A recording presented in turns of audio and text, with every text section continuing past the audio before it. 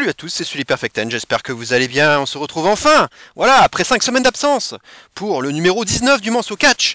Ça y est, pour ma part, c'est les vacances, enfin, je vais pouvoir enfin me concentrer sur le catch, et on va bien se régaler cet été, parce qu'il va y avoir encore pas mal de choses, et ça va être encore un grand plaisir de suivre toutes les pérégrinations de nos catcheurs favoris aux quatre coins du monde, et ça, j'ai hâte de voir ce qui va se passer dans les jours et les semaines à venir. Alors une vidéo qui va évidemment être très portée sur SummerSlam, qui évidemment l'événement brûlant qui va arriver dans une semaine. Évidemment il y a d'autres choses aussi, comme le G1 Climax qui bat son plein actuellement à la New Japan. Il y a pas mal de choses aussi du côté de la Stardom et ailleurs au Japon aussi, il y a encore pas mal de choses. Mais voilà, c'est ça le catch, il y a plein de choses à voir. Mais en tout cas, le sujet brûlant qui va faire l'objet en tout cas d'une très très grande partie de cette vidéo, ce sera donc SummerSlam, le show le plus chaud de l'été, évidemment. Detroit, Michigan, Steppenwolf, Born to be Wild, Easy Rider, voilà, ça évoque plein de choses, ce show déjà. La musique, ça fait plaisir d'entendre ce tube, ce vieux tube de Steppenwolf. Bref, voilà, on va se régaler. La carte est plutôt sympathique. Et il y a des choses sympas, je pense, qui se profilent autour de ce pay-per-view. Je pense que c'est le moment aussi de créer encore des grands moments et des surprises. Et je pense que maintenant, Triple H sait le faire, il l'a déjà fait dernièrement. On a été surpris au Money in the Bank, donc je pense que SummerSlam, on le sera encore plus. En tout cas, au moins autant et peut-être même plus. Donc j'attends beaucoup de choses, en tout cas de ce pay-per-view. Et peut-être des arrivées surprises, plein de choses, des choses qui vont nous choquer. Voilà un peu pour ce pay-per-view. Et on va déjà passer au sommaire donc de ce Manso Catch. Vous allez donc voir, ça va être assez rapide. Voilà. Donc les pronostics de SummerSlam, j'en parlais, donc ce sera la première partie. Et dans la deuxième et seconde et dernière partie, le top 5 des matchs du mois écoulé, des 5 dernières semaines. Il y a eu beaucoup de matchs, beaucoup de choses intéressantes, et ça a été un crève-cœur de devoir faire des choix, puisqu'évidemment il y en a beaucoup qui se retrouvent aux portes de ce top 5, entre la 6e et la 10e, mais voilà, c'est toujours très subjectif, évidemment. Il ne faudra pas s'offenser de ne pas voir vos matchs préférés s'ils ne figurent pas dans ce top 5. Il n'y a vraiment rien de grave, c'est vraiment pour le fun. Voilà, on va passer tout de suite donc maintenant au pronostic donc de SummerSlam. Je suis allé plus ou moins dans l'ordre par ordre d'importance des matchs qui ont été annoncés. Pour l'instant, il y en a 8. C'est pas sûr qu'il y en ait d'autres. Si je devais parler de 2 matchs notamment qui n'ont pas eu lieu et qui n'ont pas été annoncés, on pourrait parler de Rhea Ripley contre Raquel, mais je pense qu'ils nous le gardent pour Raw. Et si c'est le cas, si c'est pour SummerSlam, pardon, victoire de Rhea, conservation de Rhea, mais je pense qu'ils vont nous le garder pour Raw. Et l'autre match, c'était Becky contre Trish, c'était quand même un match qui était très envisageable pour SummerSlam. Becky qui a enfin obtenu son match revanche en battant Zoey Stark. Donc victoire de Becky aussi, qui doit aussi se remettre un peu dans le haut de la carte à un moment donné, et finir ce programme d'attente qui a quand même duré vraiment très longtemps. Donc voilà, victoire de Becky, que ce soit en weekly ou bien à SummerSlam. Voilà, je pense pas qu'il y aura d'autres matchs de plus que ces deux-là, en tout cas. Ça ferait beaucoup de matchs féminins, donc je pense pas qu'ils vont mettre tout ça parce qu'il y en a déjà quand même déjà 2 sur la carte qui sont officiels. Allez, on va commencer donc par le premier match, à savoir la Slim Jim Battle Royale. Voilà, la SummerSlam Slim Jim Battle Royale. Voilà, c'est déjà une surprise, parce que c'était pas forcément un match auquel on pouvait s'attendre. Une Battle Royale en pay-per-view, dans la carte principale. Eh bien, ça fait très longtemps que ça n'était pas arrivé, et ce n'est pas un kick-off, donc c'est voilà. Bon, moi je pense que c'est un peu comme l'André the Giant Memorial Battle Royale, qui permettait aussi de caser un max de monde. Et voilà, de faire profiter un max de monde, donner un peu un cadeau à tout le monde, une exposition dans un pay-per-view majeur. Voilà, c'est un petit cadeau. Pour l'instant, on ne connaît que 2 participants, c'est Helen a été chez Mus. Il y en aura évidemment d'autres, je ne sais pas combien, pour l'instant on n'en sait rien. Est-ce qu'ils seront 15, 20, 25, 30, on n'en sait rien. Mais il y aura beaucoup de jobbers, beaucoup un peu tout de Raw et de SmackDown, peut-être même de NXT, sait-on jamais. Bon, voilà, on va pas s'amuser à faire les pronostics des mecs qui vont y être, ça sert à rien. Bon, on commence avec un Sheamus et LA Knight annoncé. Les deux vont s'affronter vendredi prochain à SmackDown. Bon, c'est un match qui va être pour le fun. Il y a pas de, ça ne donne aucun avantage pour la Battle Royale. Et d'ailleurs, cette Battle Royale ne donne rien non plus derrière, hein. En tout cas, c'est pas annoncé comme tel. Il n'y a pas de match de championnat mid-card peut-être au bout. Donc c'est gratuit, je dirais. Voilà. Alors même si on n'a que 2 participants, bon, je vais y aller avec le pronostic quand même facile, c'est LA Knight. Voilà, on a l'impression que c'est même fait pour lui, puisque là, pour l'instant, le titre des États-Unis, bon, bah, pour l'instant, il est réservé à SmackDown, mais il est pas prévu pour le pay-per-view. Donc, bah, LA Knight le dit, hein, il aimerait bien être SummerSlam, quoi. C'est le mec le plus hot actuellement.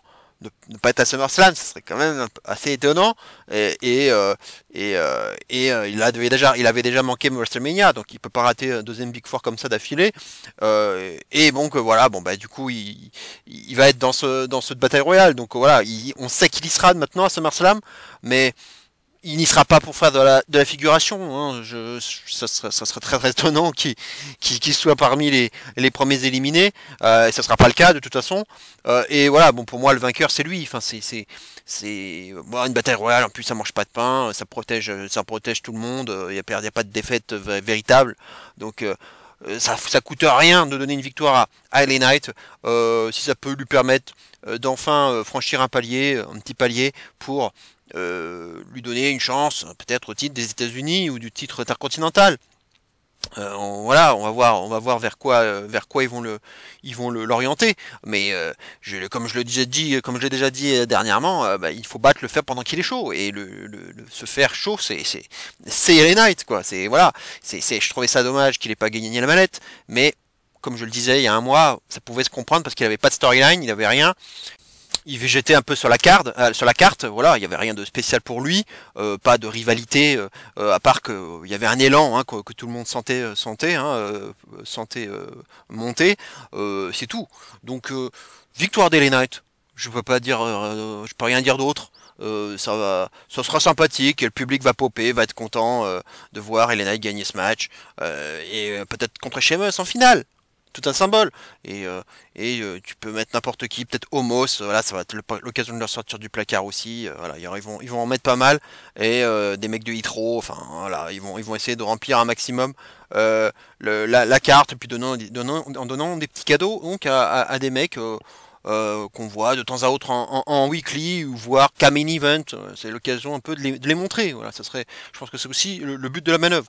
Bon, ça va pas être facile à noter par contre, hein, quand je vais faire la review, noter une Battle Royale c'est jamais facile, hein. Bon, on en reparlera, si elle est bien construite, il y aura peut-être des choses à dire, et si le choix, je dirais, de vainqueur est judicieux, ça sera aussi des éléments à prendre en compte dans la note, mais bon, sinon c'est difficile, hein, en général d'évaluer ce genre de match. En tout cas pour moi, à l'heure actuelle, je donne la victoire à LA Knight.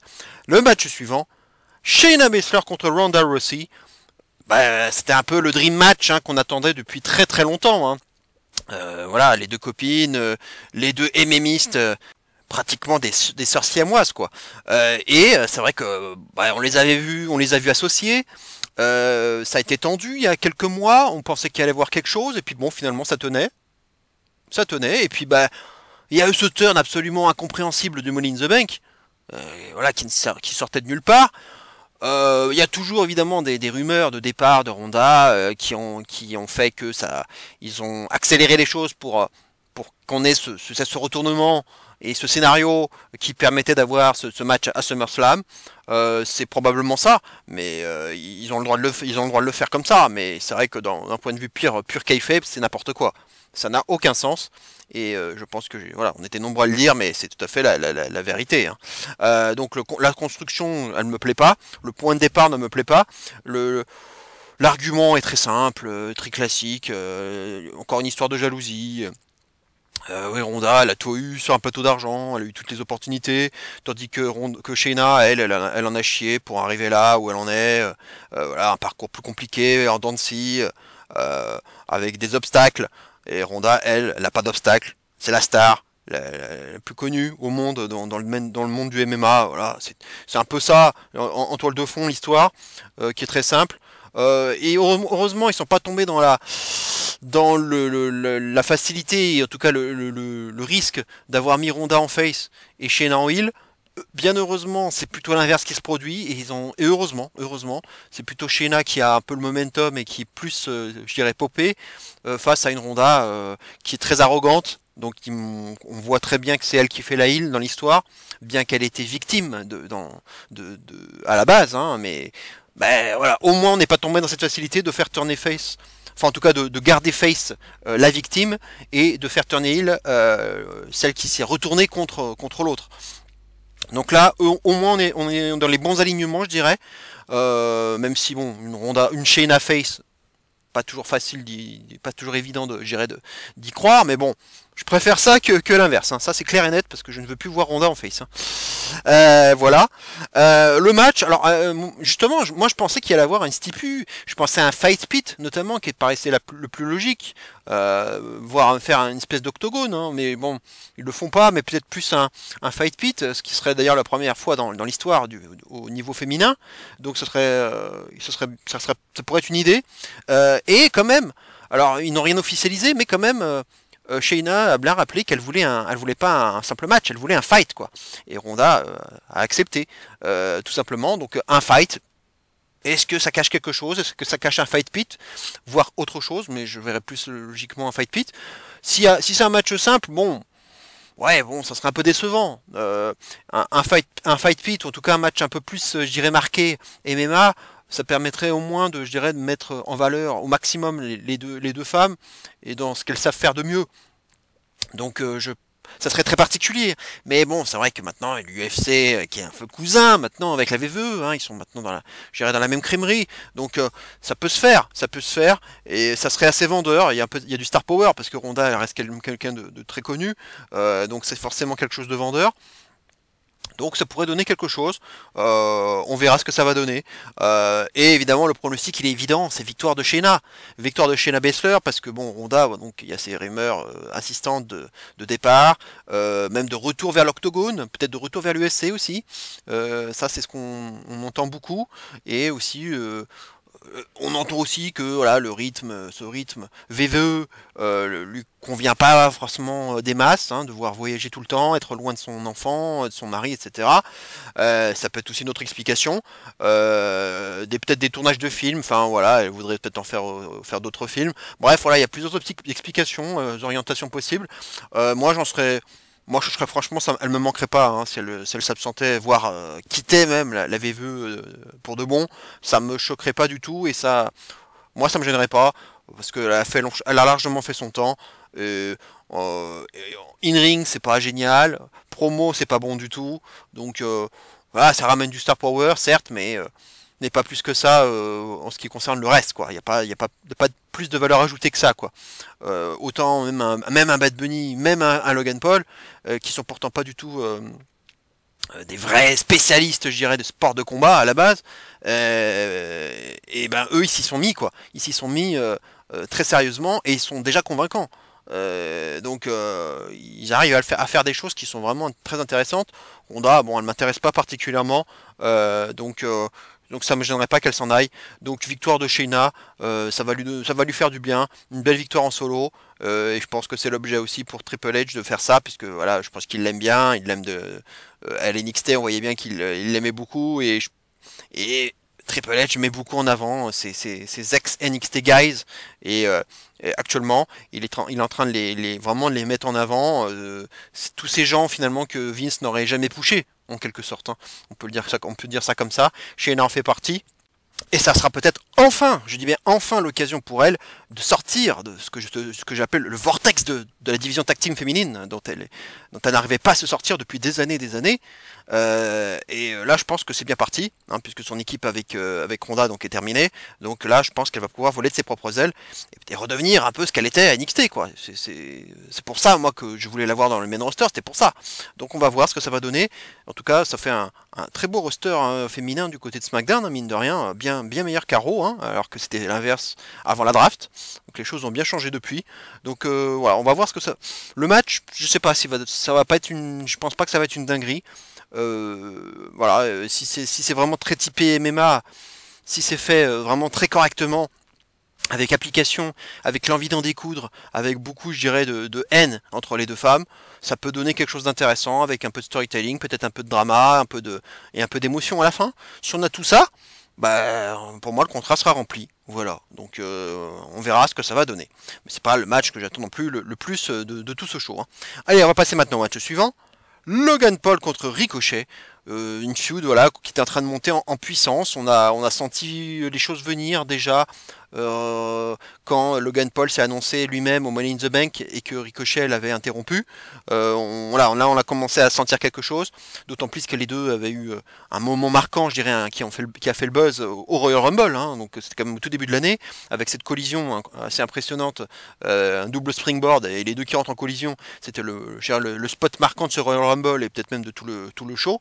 Et alors il n'y a pas eu beaucoup finalement au niveau build-up, il n'y a pas grand-chose parce qu'il y a eu ce spot, il y a eu voilà des petits accrochages sur les réseaux sociaux, et donc il a fallu sauter directement jusqu'au Money in the Bank, et en tout cas au lancement du Money in the Bank pour avoir donc cette interaction verbale.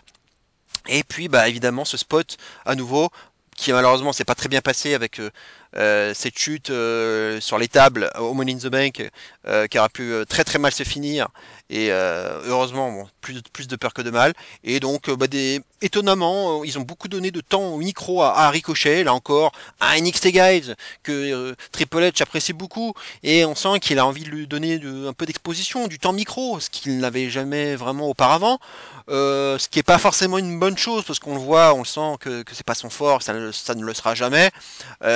Ils ont refait le spot évidemment avec le Velvet Dream, avec ce flip par-dessus la troisième corde pour retomber sur ses pieds, pour impressionner son adversaire, mais bon, ça marchait mieux à l'époque avec Velvet Dream qui avait fait qui avait une réaction incroyable, et puis ça tournait beaucoup autour justement de cette feud, tournait beaucoup avec cette catchphrase un peu Anything you can do, I can do better, qui n'a pas été reprise là hein, avec Logan Paul, c'était pas l'objet. Et puis là, on n'a pas eu un Logan Paul impressionné par ce qu'avait fait Ricochet, donc on n'est pas sur la même chose. Et j'avais beaucoup plus aimé le build-up entre Velvet Dream et Ricochet à l'époque. C'est un peu le mec qui dit que bah, Logan Paul il a rien à faire là, il est pas dans son monde, il est pas un catcheur, il est pas le bienvenu, et que lui Ricochet c'est le meilleur dans ce qu'il fait quoi. C'est quelqu'un qui peut faire beaucoup de choses, qui a des prouesses athlétiques incroyables, et il est là pour ça, pour divertir les gens.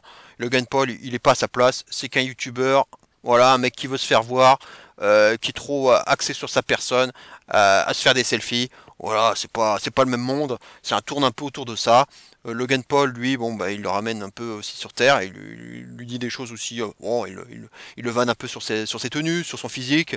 Là, il lui dit qu'il va être de retour à Raw, là, il va venir, et pour en gros lui briser son crâne chauve, sa tête de crâne chauve là.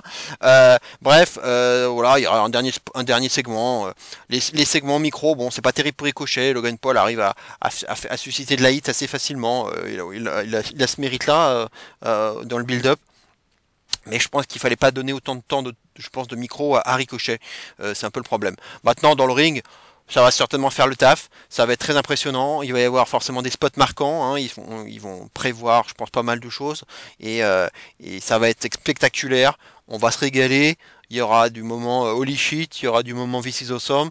Et on aura, je pense, ce qu'on attendait. C'était juste, c'est-à-dire un match spectaculaire avec de très belles prouesses.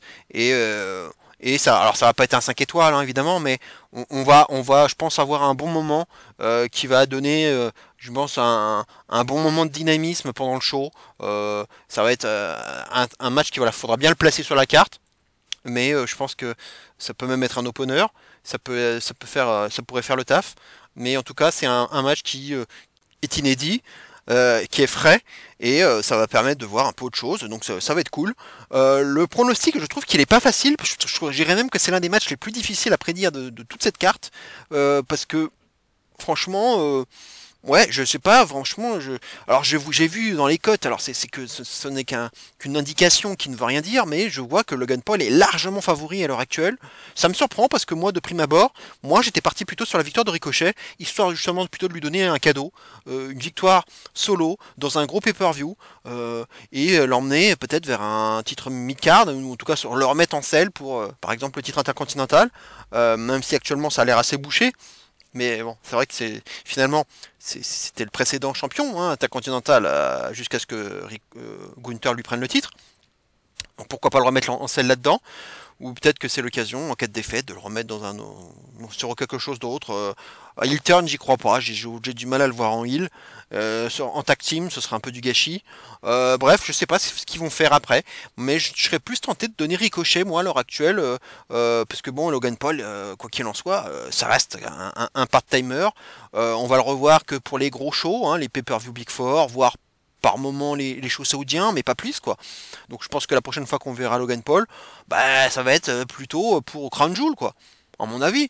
Donc je vois pas trop pourquoi on donnerait une victoire comme ça à Logan Paul. Bon, ce serait étonnant. Moi je serais, même s'il est très favori actuellement, moi je sais pas trop, c'est pas trop mon choix.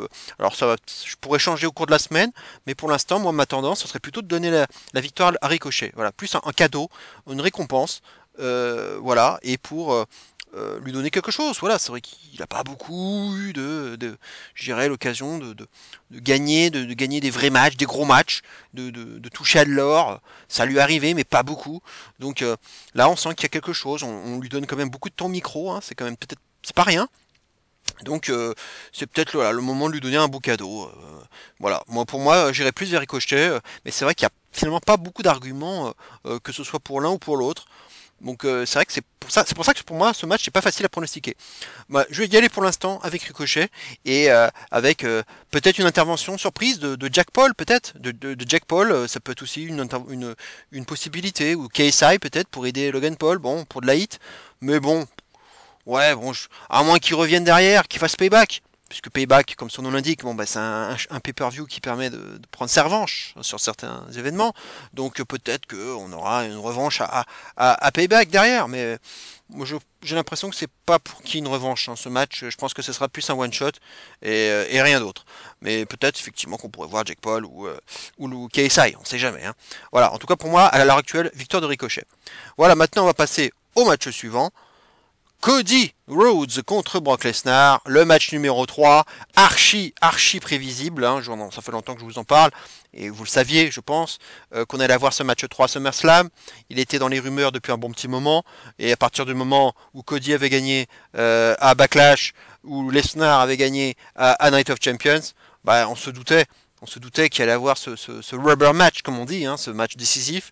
La seule surprise je dirais, c'est que pour l'instant, on n'a toujours pas de stipulation annoncée. C'était pourtant les rumeurs, et une rumeur insistante et qui paraissait logique, parce que les deux premiers matchs étaient en simple. Voilà, et c'était assez répétitif. Moi, je me suis globalement ennuyé. C'était c'était assez répétitif les deux matchs. Hein, c'était un peu sur le même mode. Moi, il me semblait qu'une stipulation aurait permis d'avoir quelque chose d'un peu différent. Et puis, je préfère moi voir Lesnar dans ce genre de match, qui permet aussi de le voir encore plus brutal, avec les armes et de moins s'ennuyer sur le ring. Donc, moi, j'attendais ça. Ça n'a pas l'air de prendre la direction d'une stipulation. Bon, il reste plus qu'une semaine pour le faire. Est-ce qu'ils vont le faire? J'en sais rien, mais il y avait toujours cette rumeur de Texas Bull Rope match pour rendre un peu hommage à Dusty Rhodes. Moi, j'avais l'idée du Dog Collar match, un peu voilà, une stipulation old school comme ça, qui aurait pu aussi être une idée.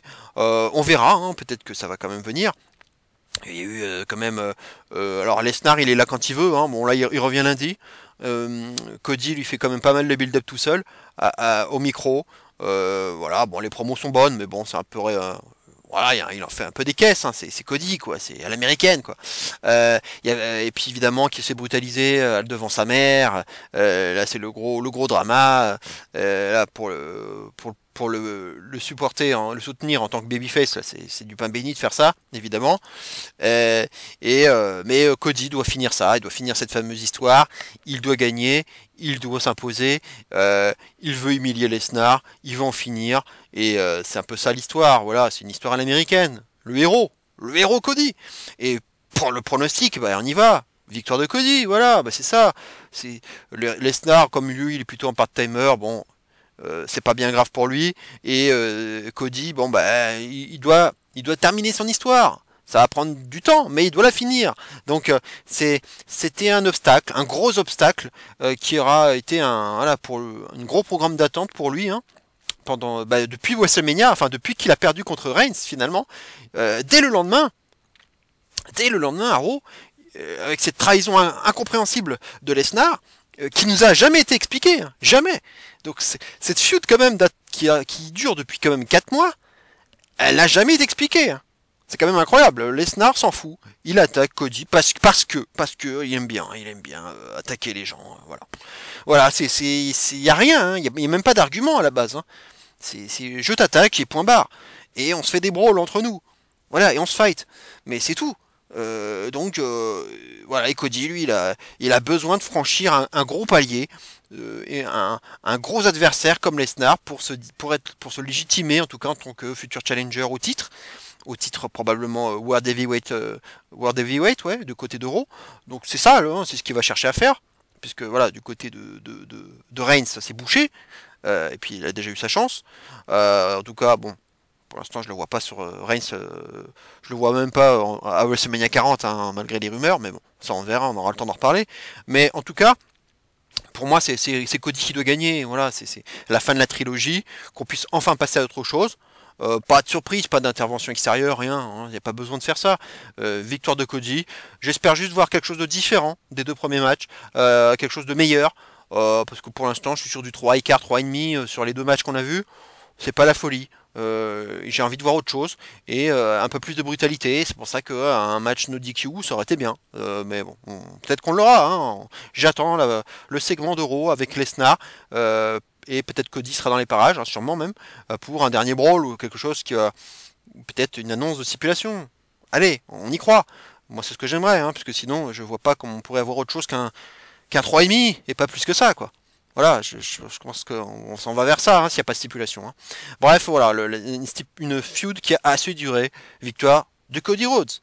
Le match suivant, le triple threat match féminin entre Asuka, la championne, donc la Women's Champion, Belair et Flair. Triple threat aussi qu'on a senti venir depuis un bon moment. Là, les 3 se tournaient autour. Il y a eu pas mal de combinaisons avec...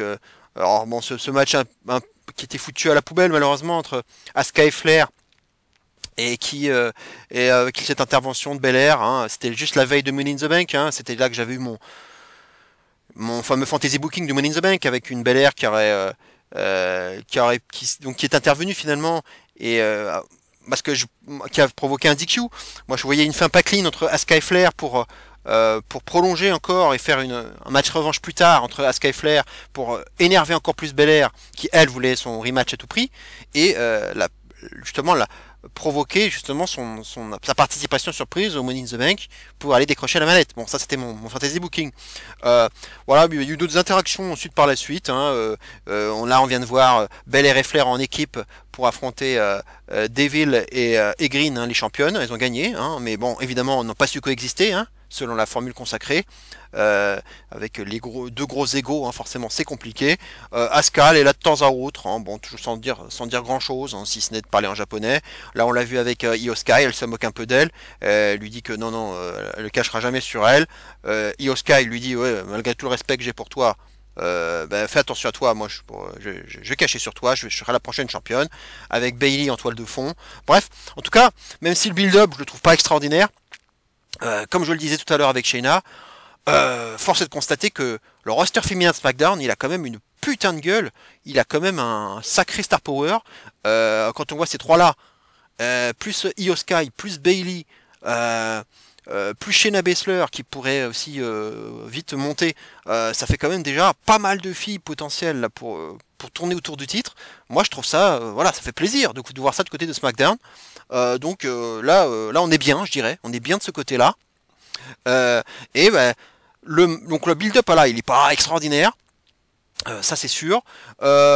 J'ai attendu d'en voir un peu plus du côté de Belair notamment, peut-être l'avoir un peu plus heal dans ses attitudes. Pour l'instant, c'est un peu au point mort, ça progresse pas des masses. Elle reste quand même assez favorite du public. Elle n'est pas encore, je dirais, elle n'est pas montée dans les tours comme on a pu le voir dernièrement, parce que je pense qu'aussi, voilà, vu elle a eu ce title shot à SummerSlam, on a l'impression que ça l'a un peu calmé. Et bon, on faudra voir l'après SummerSlam surtout, qui pourrait être très intéressant pour la suite de la carrière de Bianca. Le pronostic, il est aussi pas facile. Pour moi, c'est l'autre match très difficile à pronostiquer avec le Paul Ricochet, parce que là, il y a vraiment beaucoup d'options sur la table, sans compter bien sûr le cash-in potentiel d'Io Sky, avec Bayley aussi qui va pas être loin aussi des débats. Il peut y avoir vraiment des dizaines de scénarios possibles, et c'est bien aussi, hein. C'est bien parce que là il y a l'incertitude, donc c'est pas un match très facile à prédire. Et moi là-bas j'étais plutôt parti sur Charlotte, histoire de lui donner, allez, encore un titre, garder son palmarès. Comme elle a pas eu, voilà, elle a pas eu trop le titre ces derniers mois, bon, donc il y a l'occasion de peut-être lui redonner quelque chose. Parce que Belair, j'y crois pas. Elle a été championne pendant très longtemps. Elle l'a perdu seulement là à Night of Champions, donc c'était il y a pas longtemps. Donc je la vois pas déjà reprendre un titre. C'est trop tôt. Et ben voilà, pour moi, il y a toujours cette histoire de moi de la faire évoluer, et je pense que justement si elle ne gagne pas ce match, c'est l'occasion. En plus évidemment il y avait ces rumeurs autour je dirais de cette nouvelle faction autour des Street Profits et de Belair. Là on voit que les Street Profits sont en train de s'allier à Bobby Lashley pour former un espèce de Hard Business 2.0, et peut-être même avec Trick Williams et Carmelo Hayes, donc ça pourrait avoir de la gueule. Alors pourquoi pas y ajouter Bianca Belair, mais cette fois-ci je dirais peut-être plus en heel, avec un peu plus d'attitude, comme je l'appréciais justement du temps de NXT. Ça pourrait être cool, et de lui donner voilà, quelque chose de nouveau, un peu renouveler un peu son personnage qui est pour moi est allé au bout. Il faut changer quelque chose pour moi avec Bianca Belair. Et puis comme Triple H adore les factions mixtes, hein, comme vous pouvez le voir dans les différentes factions, il y a beaucoup de femmes impliquées dans les factions, donc ça aurait du sens de voir aussi Belair autour de ce trio, de cette faction probablement naissante, hein, du Hard Business 2.0. On va voir ce que ça va donner, mais ça me hype en tout cas cette faction. Ben voilà, mais Belair, je pense que ça peut être l'occasion. Donc pour moi, il n'y a pas besoin de lui donner le titre du coup, et il vaut mieux lui donner ce programme-là, plus peut-être la rapprocher donc de ce Hard Business 2.0 avec une Belair justement, bon bah qui serait un peu dans le doute justement après cette défaite de SummerSlam. Peut-être qu'elle va prendre le pin d'ailleurs, donc ça serait l'occasion peut-être un peu de la remettre en question et de se lancer vers autre chose. Donc pour moi, c'est la moins favorite, je dirais, des trois. À la base, je suis plutôt parti sur Flair, mais il y a quand même la tentation même si son règne est assez terne à Asuka, il faut le reconnaître, je pense qu'il y a le moyen peut-être pour elle de le conserver. Le Triple Threat permet aussi de protéger, donc voilà, donc si elle peut gagner aussi en ne pinant pas Flair par exemple, et en le faisant sur Belair, voilà, bon, ça pourra donner une protection de façon à avoir peut-être un match plus tard entre Asuka et Flair, hein, parce que bon, le match de SmackDown, vu qu'il n'a pas été au bout, on en a gardé sous la semelle du coup, même si elles se sont beaucoup affrontées dans le passé, mais ça fait un petit moment qu'on n'a pas eu je dirais, un vrai Asuka Flair. Sur la durée, parce que ce dernier match pour moi ne comptait pas, donc ça sera peut-être l'occasion de l'avoir. Et si on fait le pin sur Belair, bon bah ça peut permettre de le garder en stock, puisque bon, Asuka Belair on l'a eu 100 fois, c'est bon, on nous l'a fait, donc c'est pas la peine de nous le refaire. Donc c'est pour ça que je verrai plus le pin peut-être se faire sur Belair que sur Flair, comme ça on protège Flair et on repère peut-être sur un Asuka Flair. Et puis évidemment le fait d'avoir Asuka qui garde son titre, ça peut aussi donner une belle perspective avec Io Sky, évidemment, hein, dont on attend toujours le match, Io Sky contre Asuka, et peut-être autour du titre, évidemment. Et c'est peut-être pour ça qu'on a donné la mallette aussi à Io Sky, c'est pour qu'elle puisse la cacher sur Asuka, qui est en plus heal, donc ça fera forcément de la pop facile, je dirais, et en plus d'avoir la revanche derrière, parce que en général quand tu caches sur quelqu'un, bon, t'as quand même le vrai match de championnat derrière, hein, pour la revanche. Donc payback, revanche, bah, ça s'écrit tout seul, c'est évident. Donc il y a une grosse possibilité de que Io Sky cache sur Asuka pour avoir le rematch entre Io Sky championne et Asuka championne et Asuka Challengers à Payback. Ça peut être une possibilité, avec peut-être Flair dans l'histoire. Bon, ça faudra voir. Mais en tout cas, j'exclurai Belair de l'équation. Et pour moi, ça se joue entre Asuka et Flair. Voilà, pas plus que ça. Mais le pronostic est pas évident. Finalement, j'irai peut-être sur Asuka, histoire, parce qu'il y a quand même l'Io Sky contre Asuka à faire, et qu'on n'a pas eu. Et ce serait dommage de ne pas le faire autour du titre, d'autant plus que Io Sky a la mallette. Donc ne pas faire ce match autour du titre, ça serait dommage. Donc autant le faire avec le titre autour. Voilà. Donc moi j'aimerais bien voir ça. Donc à l'heure actuelle, ça peut aussi changer au cours de la semaine, mais j'irai peut-être plus sur Asuka, avec un peu plus Asuka que Flair. Belair pour moi, je la mets pas du tout. Belair, j'y crois pas du tout. Donc plutôt un petit avantage à Asuka à l'heure actuelle avec cette perspective. Alors peut-être un cash-in ou pas. Forcément avec les petits tourments là de Bayley autour de Shotzi, ça peut être aussi l'élément qui va faire que ça va vraiment péter, parce que c'est vrai que bon, ça fait un moment que ça pète, hein. Enfin que c'est pas loin de péter entre Bayley et Sky, ça fait trop longtemps même que ça dure, et ça aurait dû arriver déjà depuis un petit moment. Là bon, la mallette devrait provoquer de la jalousie, il faudrait continuer à insister là-dessus, provoquer de la jalousie, et que à un moment donné, peut-être que Bayley va empêcher finalement Sky de cacher, juste par jalousie en fait, parce qu'elle veut pas l'avoir championne. Parce que c'est elle la vraie championne. Voilà, c'est un peu quelque chose comme ça. Et j'en avais déjà parlé, peut-être une mallette en jeu entre Sky et Bayley. Bon, j'espère pas voir ça, parce que ce serait moche. Mais et puis j'espère un cash-in réussi quand même pour Io Sky, que ce soit pas Bayley qui lui fasse foirer son cash-in, ce serait dégueulasse. Mais même si ce serait un bon argument de feud, mais ce serait un peu dégueulasse de faire gagner la mallette à Io Sky pour ne pas gagner le titre derrière. Je vois pas Triple H faire ça. On l'a eu plusieurs fois avec Vince, mais je ne crois pas que Triple H soit dans cet esprit-là. Je le vois plus donner des récompenses pour vraiment que ça aboutisse à quelque chose, quoi. Donc si on lui donne la mallette, c'est pour qu'elle soit championne à l'arrivée, quoi. Pour moi c'est ça. Donc Damien Priest, ça va être pareil. Donc je pense qu'il y va à l'affect, Triple H, hein. Il y va beaucoup à l'affect. Donc je vois pas de mallette gaspillée ou foutue à la poubelle sur des cash-in foirés, quoi.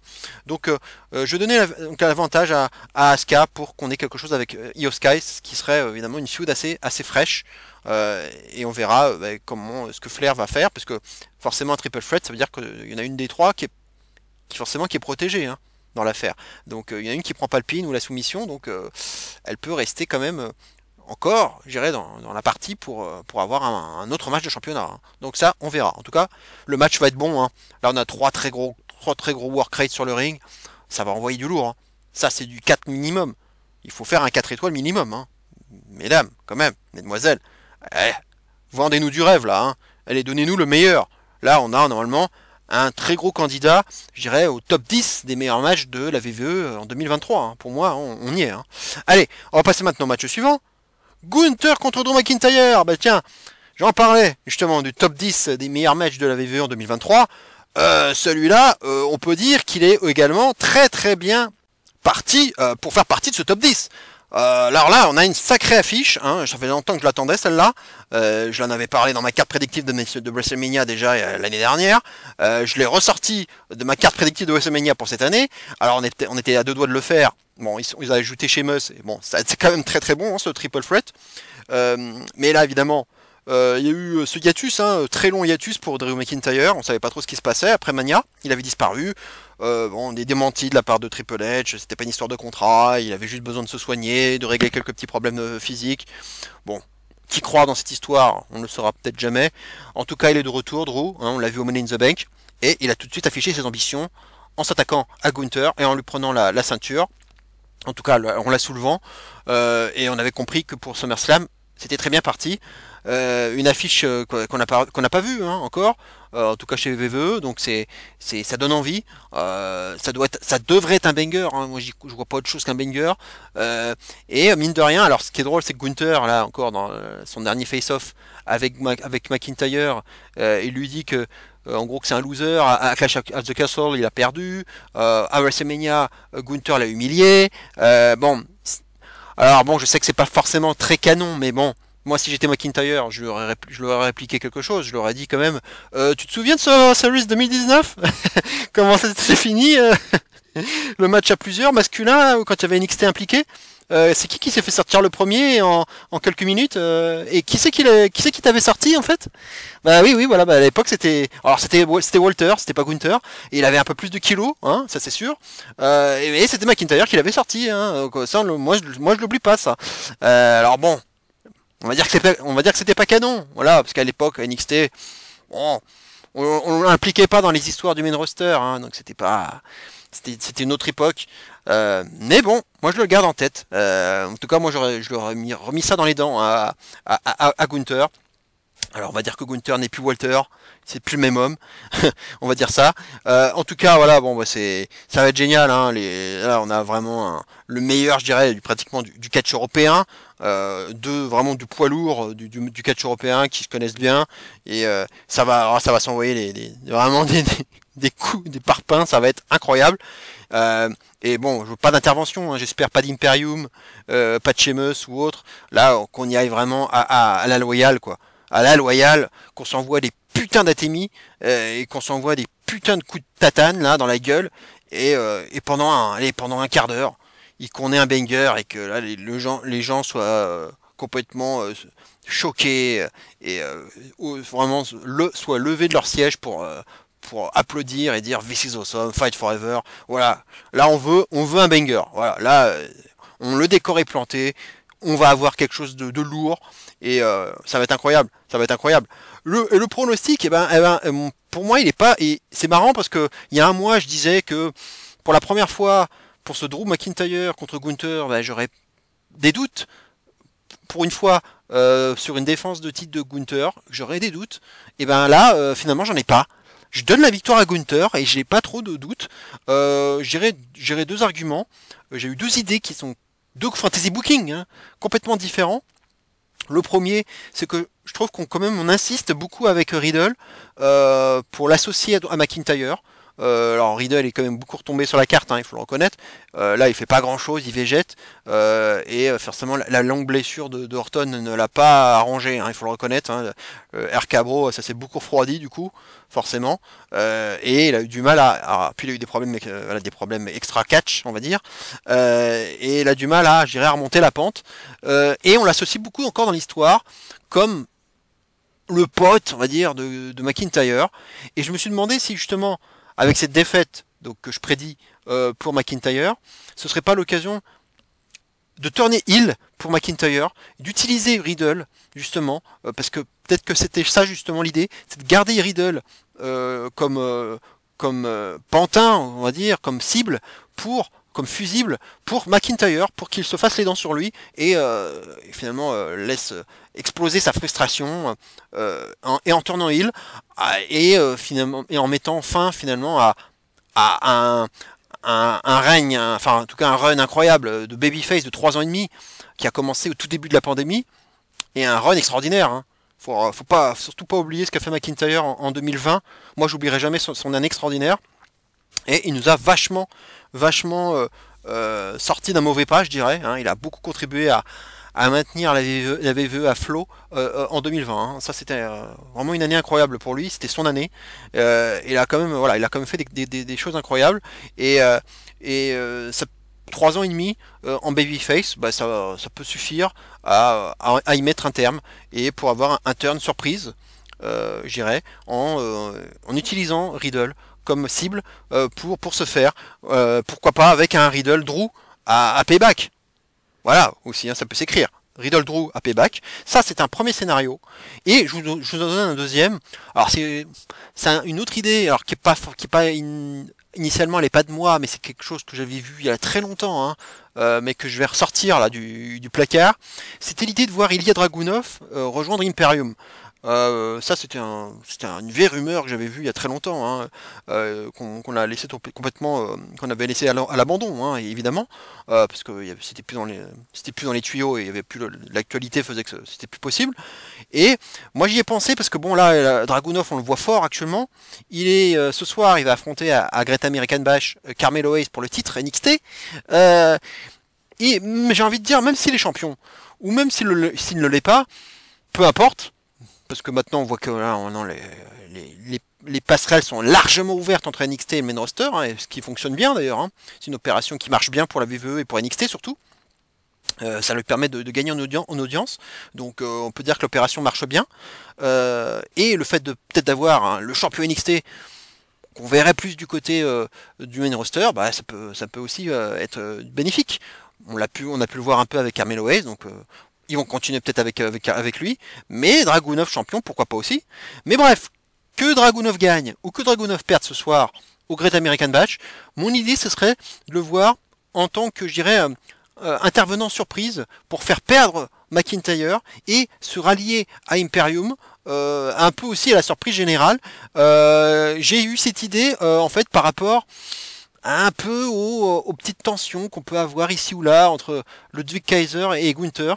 On a l'impression, voilà, c'est quelque chose qui vend un peu quand même depuis quelques temps. Là, Kaiser, là, qui se fait un peu maltraiter par Gunther après des défaites. Et voilà, il le traite un peu comme une sous-merde, hein, il faut le dire. Peut-être que c'est l'occasion de faire venir quelqu'un d'autre. C'est vrai qu'on l'a vu encore dans le segment avec McIntyre, hein, qui a défié Kaiser pour un match. Il lui disait tu pourrais peut-être être le leader d'Imperium, voilà. Et donc annonçant voilà qui veut peut-être faire, ils veulent peut-être faire monter la sauce et monter Kaiser contre Gunther. Il y a peut-être des choses comme ça. Donc c'est pour ça que j'ai eu l'idée. Je me suis dit peut-être que l'idée, ça serait peut-être de venir garnir Imperium d'un nouvel élément, ce qui pourrait, j'irais, faire monter encore plus les tensions entre Kaiser et Gunther, avec cet homme peut-être qui n'était pas prévu, enfin en tout cas il n'était pas dans la confidence, Kaiser, ni Vinci, et que c'était juste une idée de Gunther, de faire venir Dragunov pour avoir un petit backup, un sacré backup, hein. En plus alors les deux, oh, quel bon souvenir, hein, quel bon souvenir NXT UK hein, et NXT tout court, les deux bangers, hein, ils nous ont fait 2 5 étoiles, hein, Gunther et Dragunov, hein, on n'oubliera pas leur match, hein. 2 5 étoiles, hein, 2 matchs à voir à tout prix, hein, ça on les oubliera pas. Bref, du coup, ça aurait du sens de les revoir ensemble, pas en tant qu'adversaire cette fois-ci. Et puis bon, Imperium, le côté voilà impérialiste, et avoir un tsar. Rejoindre ce clan, ça pourrait avoir du sens. Donc ça c'était mon autre fantasy booking, intervention surprise d'un homme à capuche, hein, parce qu'ils aiment bien les hommes à capuche, un peu comme Solo Sikoa avait fait à Clash of the Castle, pour s'en prendre justement à McIntyre. Un homme à capuche qui vient un peu distraire McIntyre et rebeloter 10 de DR, à nouveau intervention, et il perd, victoire de Gunther, et là révélation, oh mon dieu, il y a Dragunov. Mais pourquoi? Que fait-il là? Voilà, la surprise. Voilà, ça c'est mon autre fantasy booking. En tout cas, que ce soit ça, Riddle, le turn sur Riddle, ou voir une troisième voie, hein, dont j'ai pas parlé, et dont je ne connais pas la teneur. Pour moi, c'est plutôt ça l'idée, et pour moi, c'est ce qui peut expliquer la défaite de Drew. Je vois pas Drew gagner. Et puis, évidemment, il y a une autre explication qui est pour moi même la plus évidente, c'est le fameux record du règne le plus long de l'histoire du titre intercontinental, puisque là, en plus justement, ça tombe bien, c'est d'actualité, il vient aujourd'hui de rejoindre le mythique Randy Macho Man Savage dans l'histoire, hein. D'ailleurs Randy Savage, ça rappelle justement le Slim Jim, hein, comme la bataille royale, hein. Oh Slim Jim, voilà, 414 jours, donc il rejoint Randy Savage aujourd'hui, et il n'est plus qu'à 11 jours, seulement 11 jours du deuxième du classement, à savoir Pedro Morales, et il n'est plus qu'à 40 jours du record du premier de Honky Tonk Man, 454 jours. Donc il est qu'à un peu plus d'un mois du record. Et ça me semble trop proche du record pour qu'on puisse le faire perdre le titre maintenant, quoi. C'est trop proche. Et là, il est troisième maintenant. Il est monté sur le podium à ex-aequo avec. Maintenant, il va le battre. Hein, il va battre Savage. Donc, il va être troisième là, du classement. Et il est plus trop loin. Il est vraiment très près de Pedro Morales. Bien trop près. Et on quitte Coin, ça va être une formalité aussi. Donc, pour moi, victoire de Gunther, rien que pour ça. Encore un autre argument. Et voilà, Triple H adore les chiffres, les records. Hein, comme les 1000 jours de Reigns. Et ben voilà, on va faire, pourquoi pas les 500 jours de Gunther, hein, parce qu'on est plus très loin maintenant des 500 jours.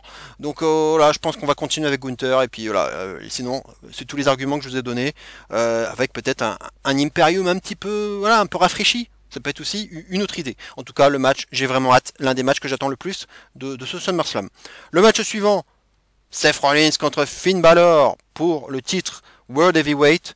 Encore voilà la revanche de Money in the Bank, tout simplement, hein. Ils sont pas foulés. C'est vrai qu'il n'y avait pas forcément beaucoup de candidats, hein, quand on voyait finalement les autres storylines, les autres feuds, il n'y avait pas forcément tant de candidats que ça.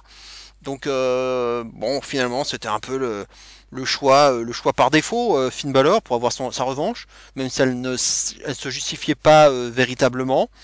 Mais bon, voilà, en tout cas en build-up ils ont fait le taf. Balor il s'accroche.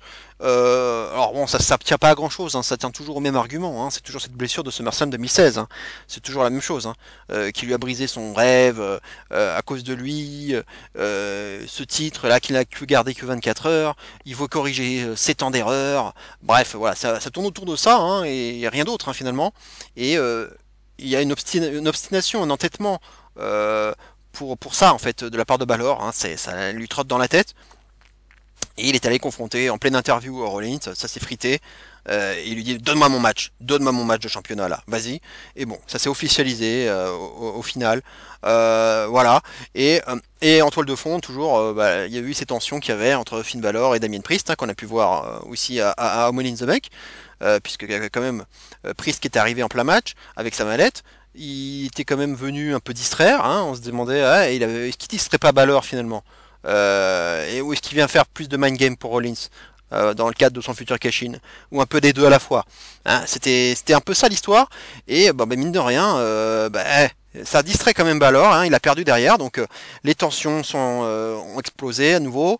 Mamie Ripley a essayé de jouer les médiatrices, elle s'en est plutôt bien sortie. Bon, là on est plutôt vers l'apaisement, mais bon, comme souvent dans le catch, hein, quand on est en tension et qu'on nous montre à nouveau, je dirais, de l'apaisement, c'est pour nous ressortir l'explosion.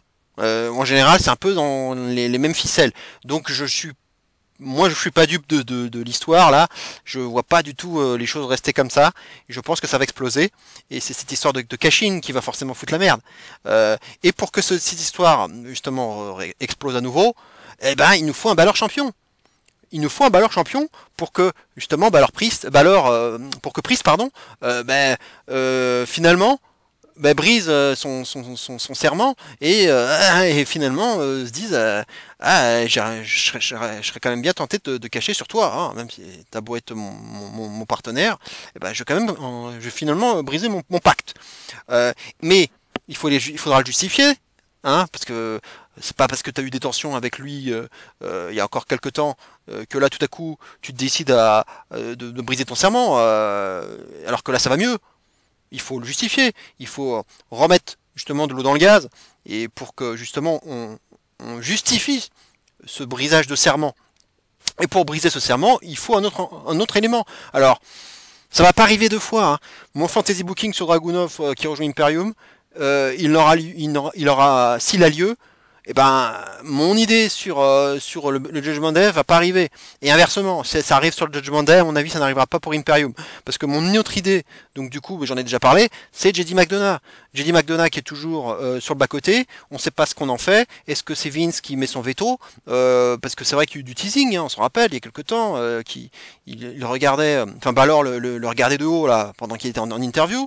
Ils étaient en train de discuter backstage, Priest regardait, il dit, mais qu'est-ce que tu fais, là? Voilà, bon, il y avait des teasings, il y a eu des graines plantées entre en plus l'élève et le maître, hein, Balor et McDonough. les deux Irlandais, donc ça se raconte. Mais là, je pense qu'il y a quand même le gros potentiel pour le faire, et pour nous justement raconter l'histoire et pour permettre le cash-in de Priest finalement sur Balor. Je pense qu'on peut le faire. Donc c'est pour ça que j'en reviens à mon pronostic. Finalement, c'est donc la victoire de Balor. Là, pour moi, je pense qu'ils vont y aller. Ils vont y aller avec la victoire de Balor. Alors, ça ferait pas nécessairement un règne très long pour Rollins, mais l'histoire me fait penser qu'ils vont y aller avec Balor. Et puis là, le fait d'insister comme ça avec Balor, qui n'avait pas nécessairement, je dirais, légitimité à avoir ce rematch, alors qu'il avait perdu. Voilà, il avait perdu à Money in the Bank. Hein. Il y a eu une petite distraction, mais bon, c'est pas non plus. Pas plus que ça, quoi. C'est pas non plus la grosse tricherie, quoi. C'est pas comme s'il avait triché, Rollins. Donc il n'y avait pas forcément une légitimité à redonner ce title shot à Balor. C'est juste parce que il a ces vieux démons là, il n'arrive pas à s'en dépêtrer de ces démons de 2016. C'est juste ça, en fait, l'argument. C'est même pas par rapport au finish de Money in the Bank qui était contestable. Même pas. C'est juste ça. C'est juste 2016. Et ça me rappelle Asuka. C'est vrai qu'on pouvait se poser la question, pourquoi est-ce qu'elle avait ce rematch à Night of Champions, alors qu'elle avait disparu depuis un moment. Là, elle revient. Ah, hop, elle a son rematch de WrestleMania. Bon, bah, c'est pour lui donner le titre à l'arrivée. Et j'ai un peu l'impression que ça va finir pareil. Là, on insiste avec Balor, et là, je pense que ça va y aller là. Là, ils vont y aller, ils vont lui donner le titre, et ce qui va permettre, en plus, donc, de continuer à raconter l'histoire autour de Judgment Day et de même remettre de l'attention avec Priest, parce que là, c'est trop beau pour être vrai. Ça va pas rester calme, hein, au sein du Judgment Day, ça va repéter. Et donc, peut-être qu'en intégrant JD McDonough, ça va remettre de l'étention. Alors, c'est exactement mon scénario, hein, avec Dragunov, Gunther et puis avec Kaiser. Mais une idée de jalousie, à nouveau, en faisant rentrer une autre personne au sein du clan. Petite jalousie intestine. Et là, ça pète. Donc là, il y a peut-être plus de chances pour que ça arrive au sein de Judgment Day qu'au sein d'Imperium, hein, ce fantasy booking. Alors on verra, hein, mais moi je pense que Triple H aime bien JD McDonough. Est-ce que Vince, bon là actuellement il est pas, bon là il a son opération au dos là. Moi je pense qu'il est pas trop impliqué, mais je pense pas que ce soit la tête je pense pas que ce soit la tasse de thé de Vince, hein, effectivement, JD McDonough, mais Triple H l'aime bien, et je pense que ils l'ont pas mis dans le main roster pour faire rien, quoi. Là, il a rien fait là. Il est où? C'est comme Gargano. Ils font quoi avec lui, quoi. Donc c'est encore pareil. Donc voilà. Moi, je pense qu'il faut mettre quelque chose là au sein du Judgment Day en rajoutant McDonough, en remettant un peu de l'attention. Dit mais pourquoi, qu'est-ce qu'il fout là, tu mets ton petit protégé, c'est ça, tu me fais pas confiance, c'est ça, tu l'ajoutes dans notre faction parce que t'as peur, tu le mets comme en gros comme petit chien de garde pour que tu m'empêches de cacher sur toi, c'est ça, t'as pas confiance, tu penses que je vais briser mon serment. Voilà, un peu une idée comme ça, une storyline un peu comme ça. On remet une pièce dans la machine et là ça explose, quoi. Donc je pense que c'est plus intéressant de continuer ça avec Balor champion. Voilà, tout simplement. Et peut-être derrière un cash-in, peut-être un Damien Priest contre Finn Balor à Payback. Au cas où il y aurait un cash-in de Priest dans l'intervalle, histoire d'avoir la revanche. On verra, ça peut être intéressant en tout cas.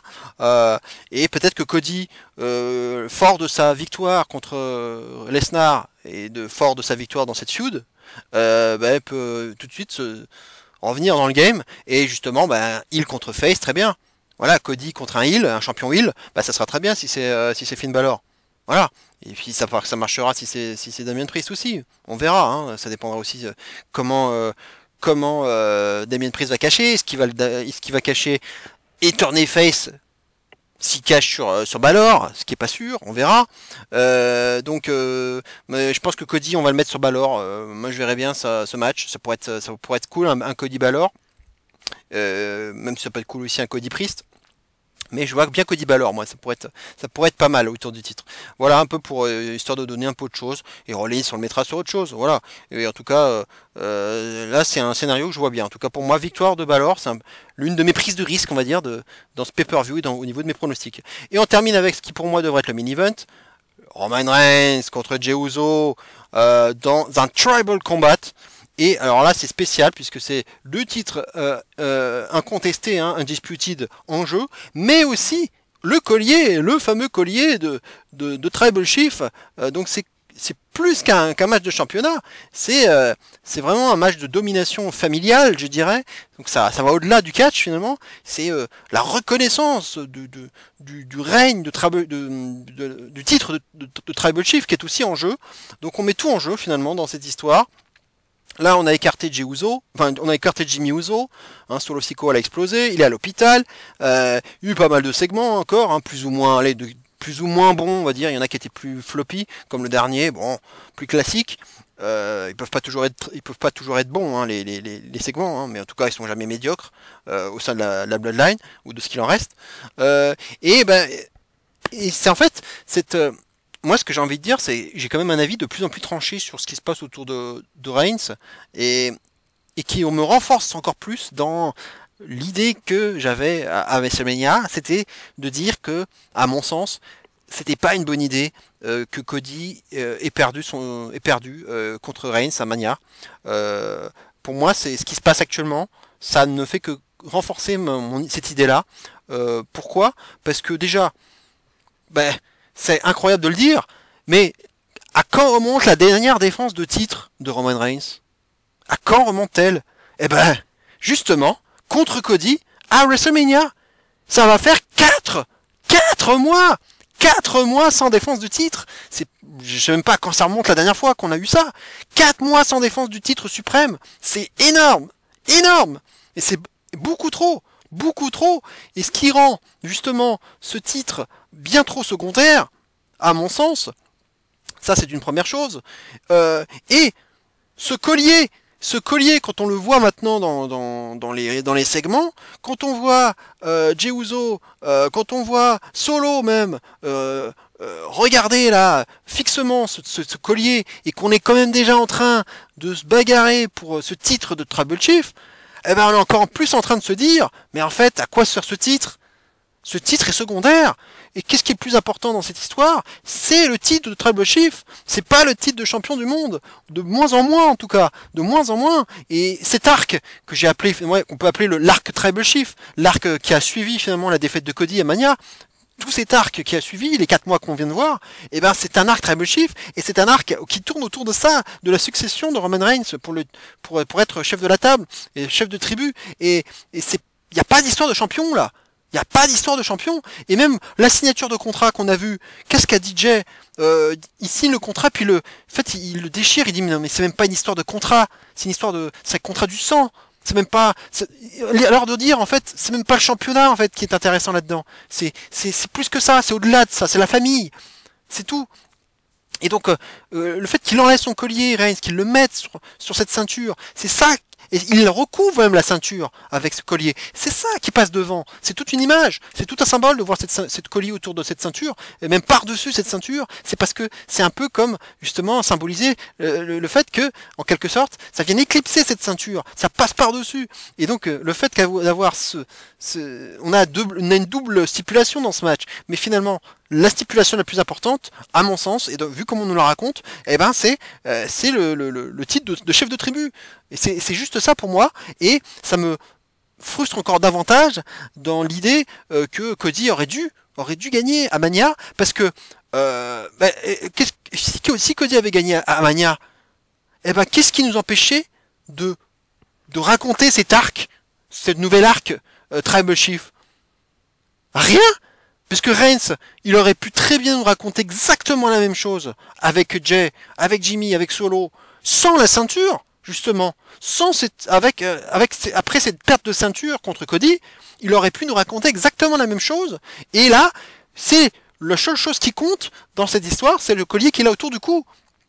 Ce qui prouve encore bien davantage que, pour moi, le titre est secondaire. Il le défend même pas. Ça fait 4 mois qu'il l'a pas défendu. C'est pour ça. Il y a aucune importance pour ce titre. C'est une histoire de famille. C'est une histoire de reconnaissance familiale, de savoir qui va mieux s'occuper de sa famille, qui va prendre cette domination naturelle. C'est tout. C'est de la famille. C'est rien d'autre. C'est pas une histoire de titre ou de champion. C'est tout. Enfin, ce titre, je suis désolé, il n'a plus d'histoire là-dedans, là. Donc, pour moi, Cody aurait déjà dû être champion Mania et finir son histoire, et puis partir sur d'autres histoires. Et Reigns, eh ben, il aurait continué à raconter son histoire de la chute de la Bloodline, de l'évolution de la Bloodline. Il est en train de tout perdre. Solo va pas tarder, je pense, à se retourner contre lui. Ça va popper, et on va avoir une feud. Il y aura un Solo contre Reigns, et avec un Solo qui va être face, c'est sûr, et ça va péter. Et c'est comme ça qu'on va finir l'histoire. Voilà, on finira l'histoire comme ça. Quand Reigns va se retrouver à nouveau tout seul. Comme il l'a été avant toute cette histoire de la Bloodline qui a été lancée il y a bientôt 3 ans. Il va se retrouver à nouveau seul. Donc pour moi, c'est toute ça l'histoire. C'est mon avis tranché, mais qui pour moi résume les choses. C'est que pour moi, voilà, c'est toutes ces arcs, tout ce que je vois chaque semaine me renforce dans l'idée qu'il n'aurait pas dû, garder son titre, Reigns, à Mania. Voilà. Et 4 mois d'attente avant d'avoir ce titre enfin défendu. Puisque effectivement, à Backlash, il était même pas là. À Night of Champions, il défend il essaie d'avoir les titres tag. Et à Women in the Bank, il affronte les Usos, encore en équipe. Il n'y a pas de, il y a pas de titre solo là-dedans. Rien. Donc voilà, c'est ça qui me frustre. Alors évidemment, en termes de storytelling, ça va aller loin. C'est le Tribal Combat, donc bon, c'est un anything goes, donc il y aura peut-être un peu de décor, un peu samoan, il y aura peut-être quelque chose comme ça autour. Mais le combat tribal, c'est surtout une explication, quoi. Alors, ça m'étonne parce que je me dis, est-ce que cette fois-ci, Reigns, il va pouvoir supporter lui-même un combat, malgré et tous les pépins de santé qu'il a eu, il va pouvoir supporter un combat physique comme ça, avec stipulation, sans intervention? Ça m'étonnerait.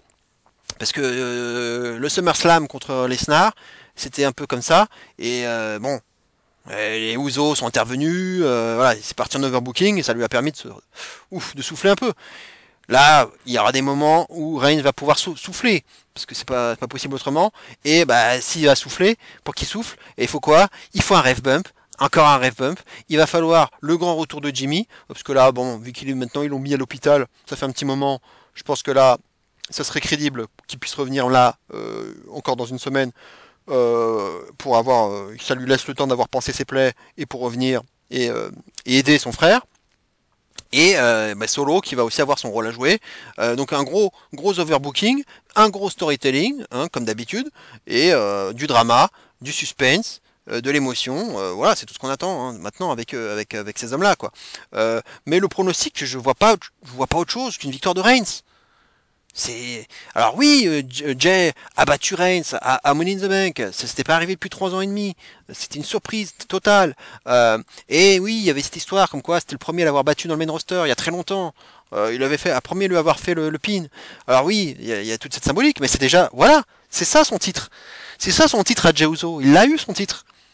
C'est d'avoir battu Reigns, là. Le premier l'avoir fait depuis 3 ans et demi, c'était son titre. Voilà, à Money in the Bank il y a un mois, il a pris un titre, virtuel, mais il a pris quand même ce titre. Et pour moi, ça suffit. C'est tout. Il y a rien d'autre à avoir. Il a pas à avoir cette ceinture. C'est juste un lutteur tag team. C'est un lutteur tag team, c'est rien d'autre. Et il y a aucune chance que ce soit Jey Uso qui lui prenne ce titre. Non, c'est pas l'histoire, c'est pas ça.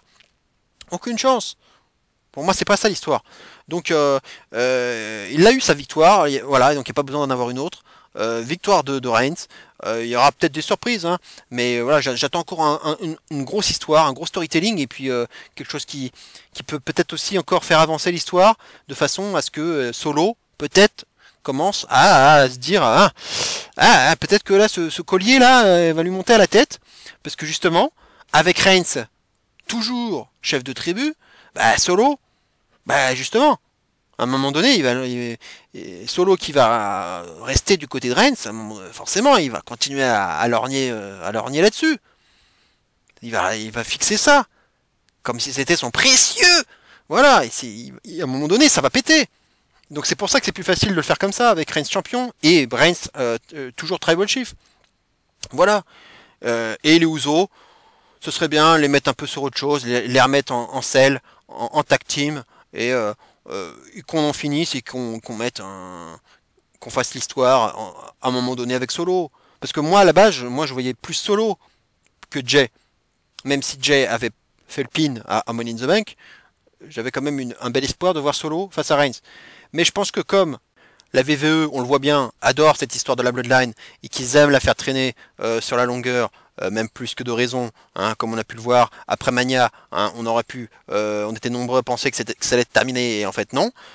Comme ils aiment tellement cette histoire, et ben ils ont, on va dire, un avantage, c'est qu'ils ont encore cette cartouche Solo qu'ils n'ont pas utilisée et donc qui permet encore de prolonger l'histoire. Donc parce que tant que Solo n'aura pas non plus turné sur Reigns, ou en tout cas tant que ça n'aura pas pété avec Reigns, et ben l'histoire va continuer. Et Reigns, bah lui, va continuer avec Solo jusqu'à ce que ça pète. Et donc ils ont cette cartouche. Et le titre de chef de tribu, c'est ça qui va faire péter les choses, à mon avis. Donc à un moment donné, faut faire avancer l'histoire, ils vont le faire. Ils vont encore nous raconter ça petit à petit. Ça va peut-être durer longtemps, hein. Si ça se trouve, ça sera Solo contre Reigns à Mania 40. Hein. Il y aura même pas d'histoire de Rock. Il y aura même pas du Cody aussi. Parce que pour moi, Cody c'est passé. Enfin, en plus c'est même plus dans le même, il est même plus dans la même bande que Reigns. Donc il y a même pas de, ça n'a pas de litige de légitimité. On va pas refaire gagner le Rumble 2 années de suite à Cody pour qu'il finisse son histoire contre Reigns.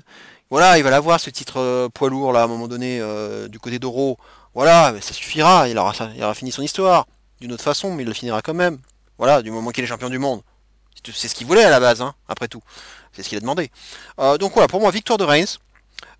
Du gros storytelling, bon, ça va être avec à nouveau les mêmes ficelles, hein, sans doute, hein, avec l'overbooking à foison. Le ref bump, hein, et le grand retour de Jimmy.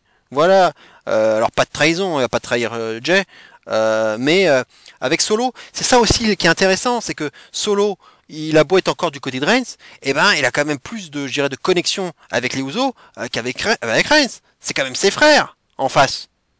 C'est putain de frères. Donc qu'est-ce qui est le plus important, les frères ou le cousin? Je suis désolé, c'est les frères. Donc à un moment donné, Solo, il va avoir un cas de conscience. Il peut pas se dire je peux pas frapper je peux pas continuer de me battre contre mes frères comme ça. Et puis finalement c'est eux qui avaient raison, quoi. C'est eux qui avaient raison. Et puis on n'oublie pas cette graine plantée à l'époque quand Jay, au moment du Money in the Bank là, quand Jay avait dit en gros qu'il avait reconnu. Il disait mais en fait même les Usos avaient dit à Solo mais en fait si t'étais chef de tribu, nous on serait d'accord tout de suite. Hein. On te verrait bien en chef de tribu. Voilà, donc là ça rentre dans sa tête à Solo là. Et ça il l'a pas oublié, je pense. Et ça à un moment donné ça va revenir dans l'histoire. Ça va revenir.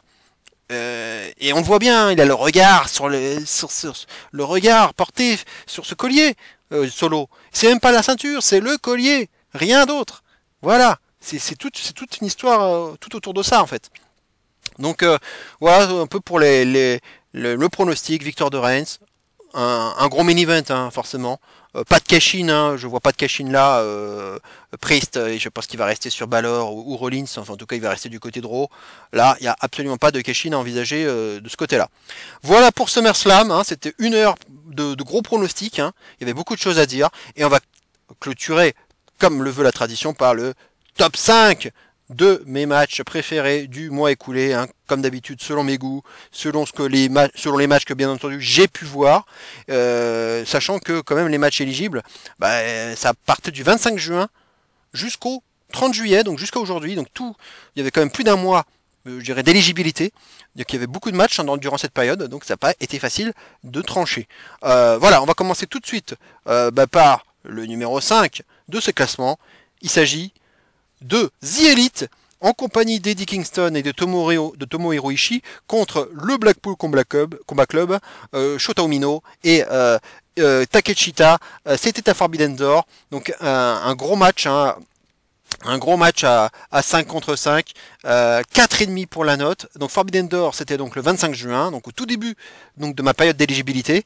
Un match 5 contre 5 qui avait de la gueule, hein, sur le papier et qui entrait bien sûr dans un contexte de rivalité à ce moment-là entre l'Elite et le BCC. Omega, hein, ne pouvant participer à ce match, lui qui avait un match face à Ospreay plus tard dans ce show. C'est Kingston lui-même, hein, qui s'est proposé à l'Elite pour venir faire le 4e et venir annoncer le nom du 5e partenaire, hein, savoir un lutteur qu'il respecte en la personne de Tomohiro Ishii. Un match qui va justement beaucoup tourner autour d'Eddie Kingston, et ce à double titre, hein. D'une part le fait de devoir affronter l'un de ses meilleurs amis, Jon Moxley, chose qui ne l'enchante guère à la base, mais aussi surtout la perspective de mettre les mains sur sur Claudio Castagnoli, hein, son rival de toujours, et ce depuis de très nombreuses années. Le match permet beaucoup de combinaisons fraîches, hein, et bien appréciables, comme entre Ishii et Takeshita par exemple, hein, qu'on aimerait bien voir un jour en face à face, et de voir aussi à l'œuvre le jeune Shota Umino, à qui l'on prédit déjà un grand avenir, hein, à la New Japan. Un tel match à 5 contre 5 permet forcément de voir un véritable feu d'artifice de prix spectaculaire, hein, un rythme endiablé. Les Young Bucks vont bien sûr y aller de leurs multiples super kicks, jusqu'à ce que Eddie Kingston vienne lui-même en prendre un en guise de sacrifice, afin d'éviter à Moxley de s'en prendre un, hein, ce qui met à nouveau en lumière le tiraillement de Kingston pendant ce match.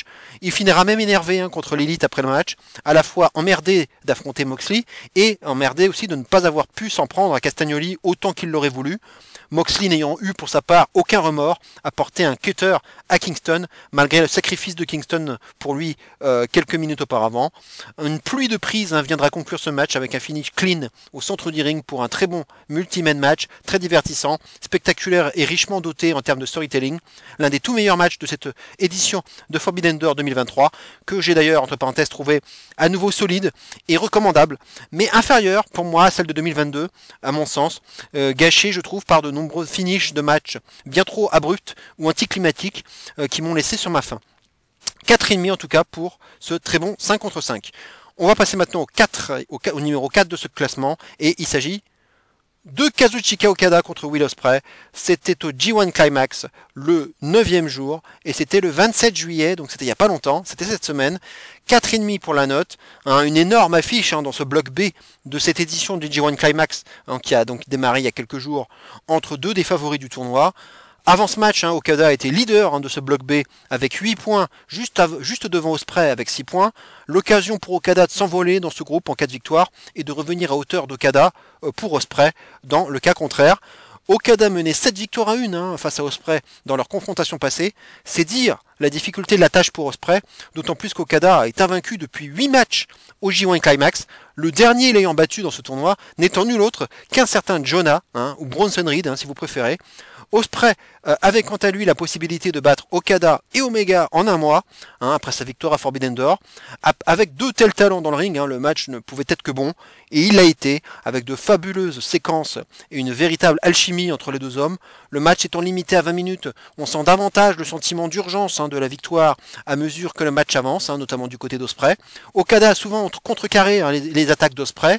Okada y est allé d'une longue séance de soumission avec son money clip, ce qui a permis d'investir le public encore davantage derrière Ospreay en y instillant une dose de drama.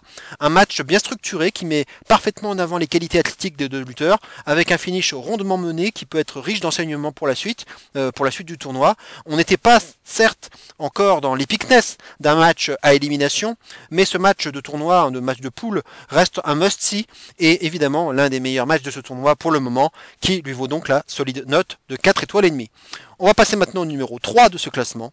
Il s'agit d'Athena contre Willow Nightingale. C'était au pay-per-view ROH Death Before Dishonor, et c'était le 21 juillet. Je lui ai donné la note de 4,5 également. Match comptant pour le ROH Women's World Championship, hein, détenu par Athena depuis près de 8 mois. Un match qui aura eu l'honneur du main event, hein, de ce pay-per-view, une chose qu'il faut souligner et saluer à la fois. L'occasion pour les deux femmes de mettre un terme à leur rivalité dans un match 3, hein, les deux ayant remporté chacune une victoire, hein, ça rappelle Cody Lesnar. Athena l'avait emporté en février, hein, dans une weekly de la ROH, et Willow avait gagné en juillet à Rampage lors de la demi-finale du tournoi Owen Hart. Ce match 3 fut de très loin le meilleur de cette trilogie, hein. Deux femmes qui ont envie d'en découdre et de prouver leur supériorité sur leur adversaire. L'alchimie est au rendez-vous, ça s'enchaîne bien, le match est équilibré, le public est hyper investi et le suspense est total. L'occasion aussi de rendre hommage à d'anciennes lutteuses, hein, de la ROH à travers leur move, comme le Smash Mouth de Sumi Sakai ou bien le Royal Butterfly de Sarah Del Rey. On a même le droit à des dégagements, hein, sur les finishers respectifs des deux lutteuses, hein, le Low Face d'Athena, hein, anciennement l'Eclipse, et le Dr Bomb de Willow. On se demande comment ce match va bien pouvoir se finir, jusqu'à cette dernière passe d'armes, hein, depuis la 3e corde, à nouveau un finisher porté et une soumission qui rendra la perdante inconsciente. Un excellent match féminin, l'un des tout meilleurs qu'on ait pu voir, hein, cette année aux États-Unis. Le respect est de mise après le match pour clôturer le show de la meilleure des manières. J'ai donc donné un mérité 4 étoiles et demie à ce main event qui clôture probablement la rivalité. Dommage cependant qu'il y ait eu pas mal de creux entre février et juillet au niveau du build-up, ce qui aurait pu nous permettre de nous investir encore davantage dans ce match. Le numéro 2 maintenant de ce classement, il s'agit de FTR contre Juice Robinson et Jay White. C'était à Collision le 15 juillet et la note est très élevée, 4 étoiles 75. Match comptant pour les titres tag de la All Elite Wrestling et consécutif à une victoire de White et Robinson contre ces mêmes FTR une semaine auparavant dans un Championship Eliminator match, leur attribuant alors un match de championnat automatique, un match qui se tenait à Calgary dans l'Alberta, hein, le fief de la famille Hart et plus particulièrement du légendaire Brad the Hitman Hart, hein, à qui FTR aura copieusement rendu hommage durant ce match, notamment à base de sharpshooter, une prise que Bret Hart a beaucoup popularisée. Ce match était un 2 out of 3 falls, hein, ce qui pouvait laisser augurer d'un match long et disputé. Et en effet, ce fut le cas. Hein, le match aura quand même duré ni plus ni moins que 58 minutes. Les 4 hommes auront vraiment tout donné dans cette longue et dure bataille. Le tout devant une foule de Calgary très chaude, hein, et hyper investie devant le spectacle proposé. Un match tag team dans sa plus pure tradition, avec des références au passé. Pas d'acrobatie notable, mais juste un pur match tag à l'ancienne. Un match indescriptible tellement il s'est passé de choses. On aura à peu près tout vécu, hein, niveau émotion, que ce soit en termes de spot, de contre, de near falls et de rebondissements. Le Bullet Club Gold, hein, fait un très bon boulot de heal, notamment en empêchant régulièrement le tag de se faire côté FTR. Le double sharpshooter porté par FTR sur leurs adversaires qui se retenaient par la main pour ne pas taper m'a forcément beaucoup rappelé la fois où The Revival avait fait la même chose en subissant 2 soumissions par DIY lors d'un match de takeover, hein, que personne n'a oublié. Je suis pas spécialement fan de Juice Robinson, hein, mais je l'ai trouvé ici bien plus efficace en tag team, et c'est peut-être dans ce registre, hein, qu'il devrait continuer à évoluer dans sa carrière, comme il l'a longtemps été avec David Finlay, hein, dans l'équipe Finn Juice. Ce match est mémorable et épique, et sa fin est juste parfaite vu le contexte dans lequel il a lieu. Un sérieux candidat au titre de Match of the Year et de Match Tag de l'année, que je vous recommande chaudement. Il est même regrettable, hein, qu'il n'ait pas pu être mieux exposé que cela, hein, vu que Collision n'attire hélas pas les foules. 4 étoiles 75 donc pour cet excellent match, certes long, mais d'une vraie qualité d'écriture et bourré de références au passé, très appréciable. Et on va finir avec le numéro 1, le gros match de ce mois. Il s'agit de Kenny Omega contre Will Ospreay, Forbidden Door, 4 étoiles 75. Un match, bon, on pouvait s'y attendre quand même à ce numéro 1.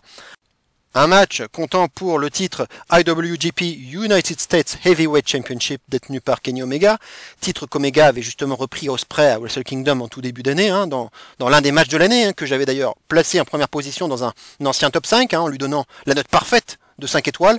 C'est donc dire à quel point cette revanche était attendue.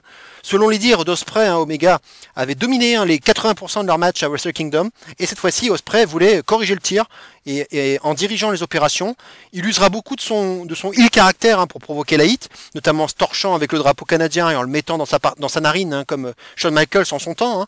Un drapeau qu'Omega remettra plus tard à un gamin au premier rang, hein, qui avait osé dire "You suck" à Ospreay quelques minutes auparavant. Ospreay continuera ses provocations en portant un sharpshooter devant la foule canadienne, et même un crossface, qui rappellera forcément un certain Canadian Crippler, dont il vaut mieux éviter de prononcer le nom. Ospreay fera saigner Omega en lui fracassant plusieurs fois la tête contre la table des commentateurs, hein, comme pour se venger de Wrestle Kingdom, lui qui avait lui-même abondamment saigné, hein, lors de ce match. Mais Ospreay saignera tout de même lui aussi plus tard, rendant le match encore plus tendu et dramatique. Ma principale critique, hein, concernera l'implication de Don Callis, qui avait récemment trahi Omega, venu crocheter la cheville d'Omega en début de match et être évacué par l'arbitre, avant tout de même de revenir plus tard, et sans que l'arbitre ne dise quoi que ce soit, pour venir donner un tournevis à Ospreay, tout en retenant l'arbitre pour éviter qu'il ne le voie, même si cela n'aura pas permis de finir le match. Cela ternit tout de même un peu le tableau, alors que tout ce qu'on attend entre Omega et Ospreay, c'est juste un duel de haute volée entre deux des meilleurs catcheurs de la planète, et ce sans la moindre intervention. Omega va longtemps résister, hein, malgré ce coup de tournevis, se permettant même le luxe de se dégager à 1 d'un One Winged Angel porté par Ospreay lui-même, à nouveau une provocation de la part du Britannique. Le move le plus impressionnant fut probablement le Tiger Driver 91 porté par Ospreay, qui est juste effrayant à regarder, hein, avec la tête d'Omega complètement plantée au sol. Même après cela, Omega va quand même résister. Hein, il faudra un move signature et un finisher supplémentaire pour finalement achever ce combat de très haut niveau, hein, hyper physique, spectaculaire et devant un public de feu. Du catch à son meilleur, hein, qui vaut donc la note de 4,75 à cet énorme match, qui est donc un cran pour moi en dessous de celui de Wrestle Kingdom, du côté un poil trop américanisé qui le rend un peu moins appréciable que celui de Wrestle Kingdom, qui avait vraiment mis en avant les qualités de performeurs des deux athlètes sans aucun overbooking. Don Callis constitue donc le quart de point qui pour moi sépare le match de Forbidden Door de celui de Wrestle Kingdom. Mis à part ça, cela reste bien sûr un match à voir à tout prix avec ses références également et qui figurera lui aussi parmi les meilleurs matchs de l'année 2023, à n'en pas douter. Voilà donc pour la fin de ce top 5 et également la fin de ce Manso Catch. J'espère que cette vidéo vous plaira et que vous l'écouterez au plus grand nombre et en entier. J'ai pas fait si longtemps que ça, hein, même pas 1h30. J'espère que vous serez tous en vacances et que vous aurez le temps du coup de prendre le temps d'écouter cette vidéo au plus grand nombre. En tout cas, si vous êtes en vacances ou si vous êtes sur le point de l'être, eh bien, je vous souhaite de passer de très bonnes vacances. Si vous travaillez encore ou si vous êtes sur le point de reprendre le travail, je vous souhaite une bonne reprise. En tout cas, profitez bien, regardez le maximum de catch possible. Il va y avoir plein de choses intéressantes, hein, à commencer dès ce soir, dès cette nuit par le Great American Bash. Et le G1 Climax, bien sûr, qui continue encore pendant un bon moment là, durant le mois d'août. Comme je l'indique sur ma vignette, rendez-vous très vite, hein, pour ma review, la review qui va arriver vraiment assez vite. Hein, maintenant que je suis en vacances, ça va aller relativement vite. La review de SummerSlam, qui devrait arriver, je dirais, entre le lendemain du pay-per-view et le lundi qui suivra. Donc soit dimanche prochain, soit lundi. Donc ça va arriver, dans les 2 jours. Maximum dans les 2 jours qui vont suivre le pay-per-view, donc ça devrait aller vite. J'espère que ça va être un super pay-per-view et qu'il y aura des bonnes choses à dire et pas trop de critiques, et qu'on va peut-être élever ce pay-per-view, peut-être le mettre en numéro 1 des meilleurs pay-per-view de l'année 2023 du côté de la VVE, sait-on jamais. En tout cas, je pense qu'il y a le matériel pour ça, hein. On verra bien. Voilà, en tout cas, portez-vous bien, passez une excellente semaine, et d'ici là, n'oubliez surtout pas, et plus que jamais, vive le catch et cero miedo! Ciao à tous.